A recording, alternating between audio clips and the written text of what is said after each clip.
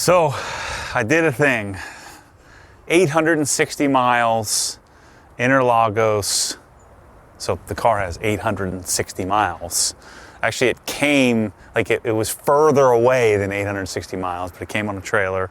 This is an Enthusiast Auto Group sourced Interlagos competition package, 2013. I think this was the 59th or 60th last car built in 2013. And it's mine. I bought it. It's just freaking nuts.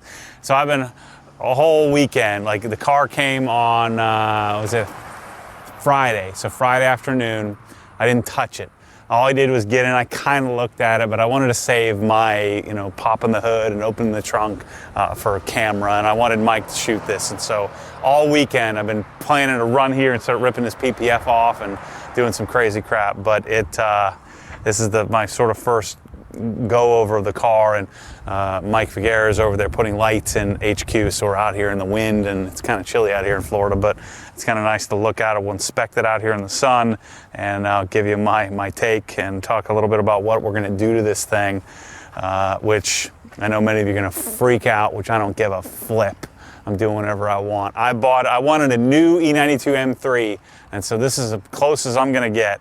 I'm going to drive this and own it. Now, I've got a bunch of other cars, and so I'm going to be driving it limitedly, but I am going to drive it like normal. I'm going to modify it like normal, and yeah, I spent 120,000 bucks on this thing, but I'm cheating a little bit, and then this is what I do for a living, right? I buy cars and play with them and make videos and bring you along, and I'm going to do a giveaway on my current LeMans Blue M3, which is a beautiful example.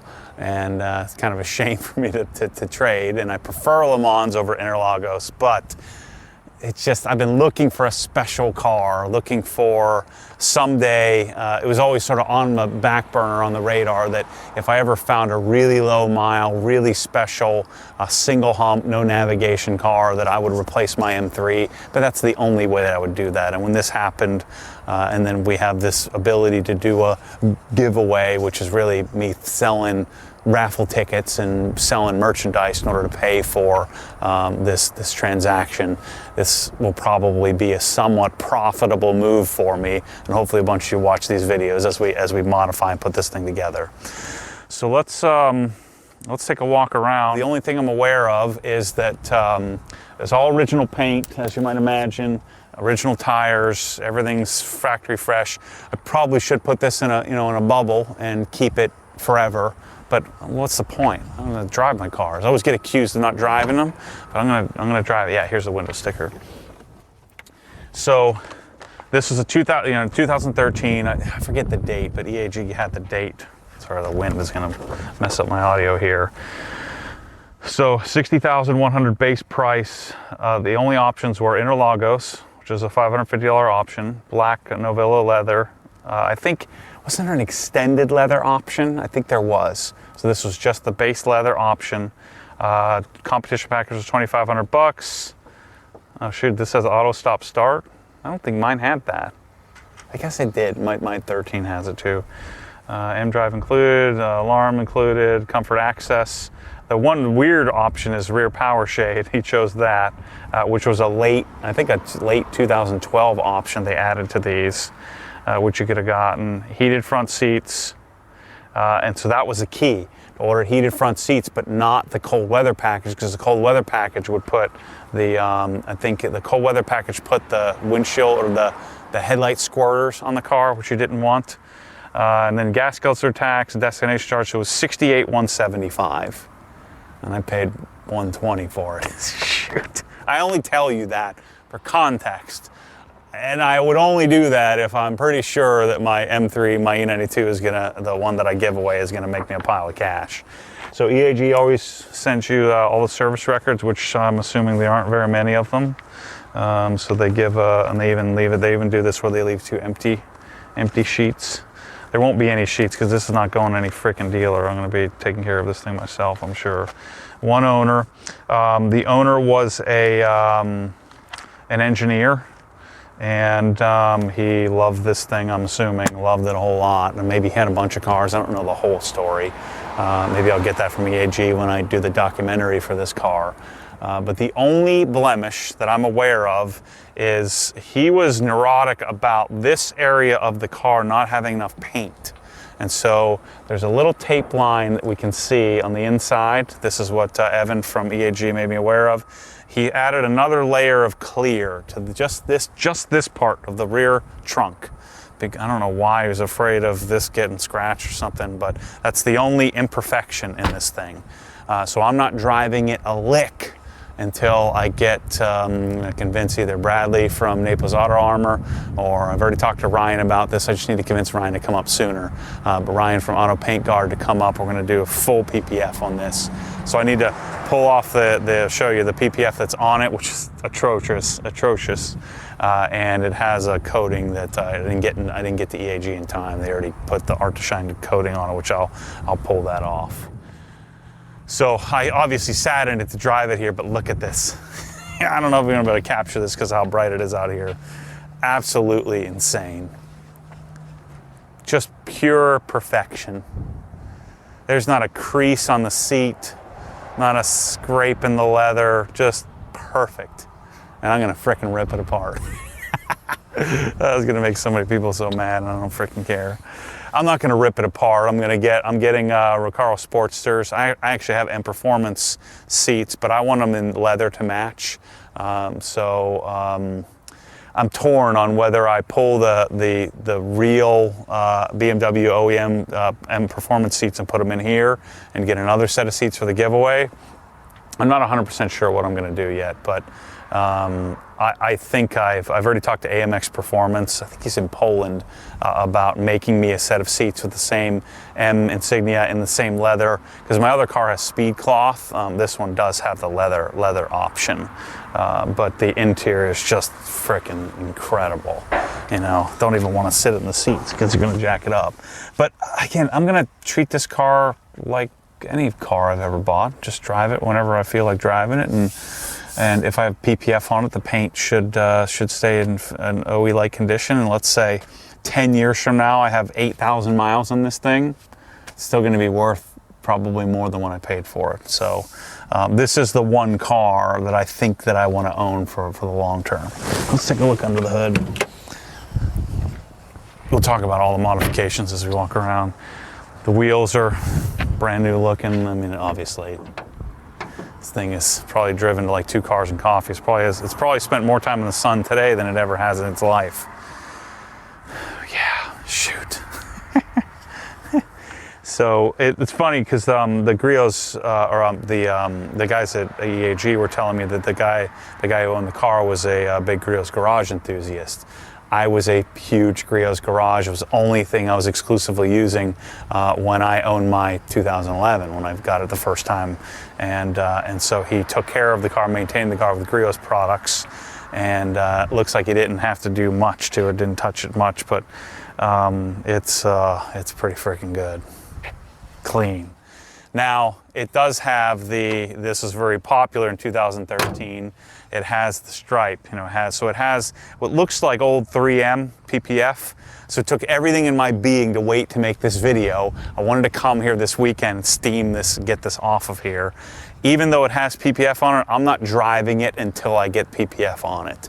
And so that, even if I have to wait a month, the car's terrible stock anyway. I'd rather drive the E92 that I already have. It's all set up with Öhlins and Venturi and exhaust and everything. This even has the clutch spring on it still, so I got to take that off to make the clutch pedal feel better. But there's no rash, no scratches. There is some. I can see it in the sunlight here. Now there's dust on it from transport, but it's going to need polish. So I'm still going to paint correct it. I know that'll freak some people out, but I'm gonna correct it. EAG does a correction, but they do a base correction, especially on a car like this. Probably didn't want to remove a lot of paint, but there's still some tick marks and things that I'll chase because it's my car. I can do whatever I frickin' want. But there is, from what I've seen, not a blemish on it. There's PPF here that I got to take off. So I'll take that PPF piece. It almost looks like he did this after, because this doesn't have the same orange peel that the rest of the PPF has. So that one actually looks a little bit nicer. But the PPF has swirl marks in it. It probably, I would guess this car has probably been rubbed on a lot with like speed shine, you know, like a lot of dry wiping or semi-wet, you know, detail spray wiping. And so EAG got most of those imperfections out, but I'll get the rest of them. There's the sunshade, which I'm sure I'll never use, but it actually kind of looks nice how that rear deck looks when you do the sunshade. Has the original carpets, has the carbon, you know, has the what is this called? The carbon leather, I forget what they call this, but same as mine. But here's the key to this car. Manual seats, even though I'm going to take the seats out, manual seats are key. And then single hump. There's no iDrive, no navigation. iDrive is what makes these cars feel dated. It's interesting because in 2010, when I ordered mine, the only reason I ordered it with manual seats, obviously I wanted a manual transmission, but I ordered it with the base stereo, without iDrive, and with manual seats. The only reason I did that was to keep the price down. I think my car had a sticker of like $64,000 in not the car we're going to give away, but my original 2011 version of this car. I bought a stripper version. We didn't call it that then. It was just a low option version. I just lucked into it. So that car that I originally had that I traded in 2014 for my first 911 was the same spec as this, where it has basically no options, no iDrive, which makes it more desirable. And then of course having, you know, the carbon fiber roof is key. So what I'm planning to do, so we'll do Auto Solution short shifter. I'll do M Performance seats of some version, whether they're a Recaro CS modified with the BMW airbag. That's probably what I'll end up doing. But I'm going to do it in all leather and keep the same interior look. We'll have Martin do the windows. We'll do our normal like spell to protect the interior, make sure that's protected. I won't do anything to the rear. I won't do anything with the seat belts. We'll probably do the shift F10 M5 shift knob just with the Auto Solution short shifter to help with that.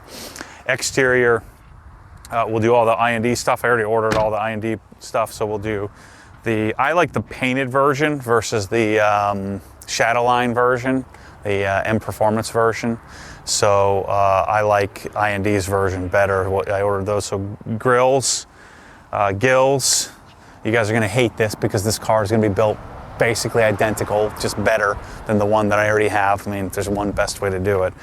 Unfortunately, because I don't want to paint anything, I'm just going to do the reflector covers, which I know a lot of people don't like, but it's better than the orange reflectors. Yes, you could do a Euro bumper. Maybe I'll do that at some point. I ordered the Alpha N version of the OEM GTS lip, but it's in carbon fiber. Maybe I should get a Euro bumper done if I'm going to be, maybe I shouldn't rivet because you have to put rivets in that, in the front bumper. We'll see how that goes and how that's installed. I have a whole new set of OE lights. Did they PPF these lights? It's like a PPF, but it's a plastic lens on top, which means it's going to delaminate the headlight and ruin it. But I ordered a new set of headlights, and I'm going to do the same Bay Optics. I will do the Osram 7K bulbs with the ZKW lenses, and the only thing on this that'll look kind of super aftermarket. But I love the headlights that are on my current M3. Gloss black grills. The gloss black version of the BMW logos. I ordered those from my friends at I&D. Those I'll leave the same. Under the engine bay, Dynon underdrive pulleys, Venturi, plenum. I don't think I'm going to stroker or supercharge this. I say that now, but I'm intending not to do that. I like this car naturally aspirated and left alone. And so Venturi intake, Venturi plenum. I already ordered the American Racing headers, 1 5/8 inch headers, full exhaust, catless with resonators. And then I'll have my friend Alex at Alpine MSS. He'll do the tune. He has a really great tune for this car, as well as he'll do all the coding for like the seatbelt chime and all that kind of stuff. I'll be running these wheels.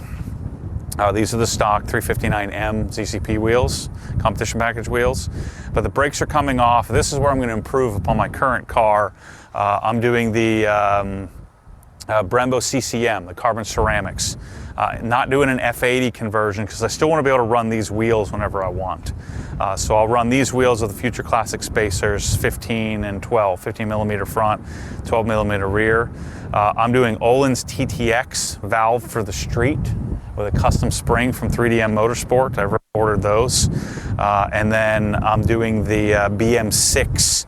It's the new version of the GT Brembo GT kit, which I don't love the look of them, but they don't do the traditional Brembo GT kit with the carbon ceramic rotors anymore. It'll be carbon ceramic front and rear, which I'm really excited about. And then the TTX coilovers will be an upgrade, just valved a little bit differently, a little bit more streetable for, and we'll do the EDC delete, which I know a lot of people don't like, but I'm going to do that anyway. And I'm probably going to get a set of signature wheels. I've already bought a set of TE37 SLs for it, and I think I'm going to get I may get a set of HREs as well. The BBS offsets, even FIRs, the offsets are still weak. So I think I'm going to do several sets of wheels, and I'll just kind of swap back and forth as needed. What else are we going to do? I'll do the keyhole delete, so we'll do that. I already talked about the window tint. PPF, we'll either do Expel. The newest version of Expel has the best adhesive, and they also have the best templates. But I do like S-Tech Dynashield. I think S-Tech Dynashield looks fantastic. And I may do the S-Tech windshield protector as well, so that way I can stay original on the windshield. I think that's about it. That's a lot of money. I've already bought it all, almost all of it. We'll do the Obsessed Garage, a license plate frame. Yeah, this thing's gonna be freaking sweet. So I didn't buy this to collect it. I bought it to be my M3. I bought it wishing that I had kept mine. I bought this, you know, any mistake that I've made on an M3 along the way, I'm not gonna make those same mistakes on this one. I know exactly what I want. I know exactly what needs to be done. Doing the dine-in sway bar. I'll do the dine-in rear toe links as well. I'll probably run some combination of 265 or 275, 295, and 255, 275 on the ZCP wheels, tire sizes. But I know what to do to this one. I also got the carbon fiber M Performance steering wheel. I already got those. Those are the two things that are already here. Yeah, too much to list, but really keeping it simple. OEM Plus, and I'm excited. It has 860 miles on it right now. Probably only had oil changes just based on time, not obviously based on mileage. It's something. You know, LeMans, when you put the LeMans next to it, I think LeMans is a better color. This is a more desirable color. I think more people like Interlagos. But if you don't have them next to each other, you know, I could tell, you could tell, the people watching this video, but it's not that much remarkably different where I, you know, don't like the blue. So yeah, this is amazing. This is what I envision someday of getting this car. I wish I'd bought it new and kept it in a wrapper and then just drove it a little bit here and there from the beginning, but I couldn't do that, so I had to pay twice as much for it. But those are the breaks, that's how it goes. What do you think? Am I nuts? I think it's a pretty smart move. We'll change out these tires for some PS4S's. Upsize them by 20 millimeters front and rear. And I'll coat these wheels, so these wheels will be coated in CarPro Deluxe and 2 coats of Gliss. But the fun part is I'm going to get to do this all over again. I was looking for another project, so I bought the E46. I traded the E46 in for this. So I bought the E46 for 65. I traded it back to them. You know, the numbers worked out to where I basically traded it back to them for 65. They paid for transport, which was $4,800 or something like that. So it was kind of a wash. And so I was going to do the E46, but so I won another BMW project, but the E46, I just wasn't feeling it. This, even though I'm going to do pretty much the same thing, only better, I'm excited to do. It's a lot easier to do. The E46 is a much bigger modification project with dyno tuning and pulling the roof off and fixing the subframe stuff. It's just a much, much bigger project than this one is. I'll probably do an E46 someday. You know, I'm not in love with it like I'm in love with this. So I think this is the right move for me right now at this time in my life. And then, God willing, I'll have this car forever. It's freaking sweet. There's the original like shipping sticker. Holy cow, this is freaking awesome. This is totally my style. It makes it even better than if I bought it new, I think. Because you can't get it. Like, you can't just go and buy one.